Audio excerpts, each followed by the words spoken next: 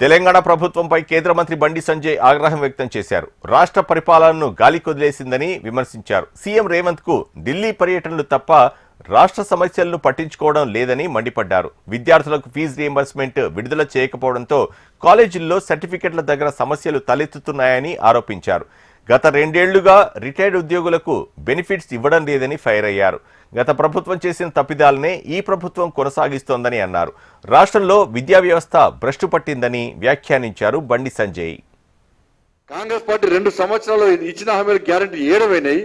ఇంత రామచంద్రరావు రిపేట్ గారు రిటైర్మెంట్ అనేటువంటి 60 సంవత్సరాలు దాటిన వాళ్ళు హైదరాబాద్కి వచ్చి మేము దాచుకున్న పైసలు మాకు ఏంటి సార్, మాకు అప్పులు లేదు సార్, మాకు కొడుకు బిడ్డలు పెళ్లి చేయాలి, వ్యాపారాలు చేసుకోవాలి, అప్పులు కట్టాలి, ఇల్లు కట్టుకోవాలని చెప్పి దండం పెట్టి కాళ్ళు మొక్కి అడగడానికి హైదరాబాద్కి వస్తే వాళ్ళని లాఠీచార్జ్ చేసి వాళ్ళని గొడవర గుంజుకపోయి వ్యాన్ లెక్కించి అరెస్ట్ చేయడానికి సిగ్గులేదు అనడుతుంది రాష్ట్ర ప్రభుత్వానికి. డిఏలు ఇస్తలేవు, ఫీజు రియంబర్స్మెంట్ ఇస్తలేవు, ఆరోగ్యశ్రీ అటేమికింది, ఇలా ఎగ్జామ్స్ వస్తున్నాయి, ఎగ్జామ్స్ స్టార్ట్ అవుతున్నాయి, ఇలా యాజమాన్యాలు పిల్లలకు హాల్ టికెట్లు ఇస్తలేరు, వాళ్ళకు స్కూల్ నడుపుతామంటే వాళ్ళకి పైసలు, శాలరీస్ ఇచ్చపరచలేదు, ఇల్లు కిరాగట్టపరచలేదు, లోన్లను చెల్లించపరచలేదు.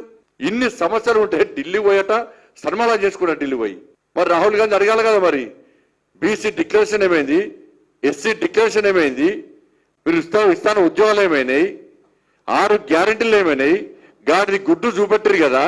ఇవాళ ఏ గుడ్డు ఏ మొక్కలు చూపెట్టుకొని ప్రజలు ఓట్లాడతారు ఇవాళ.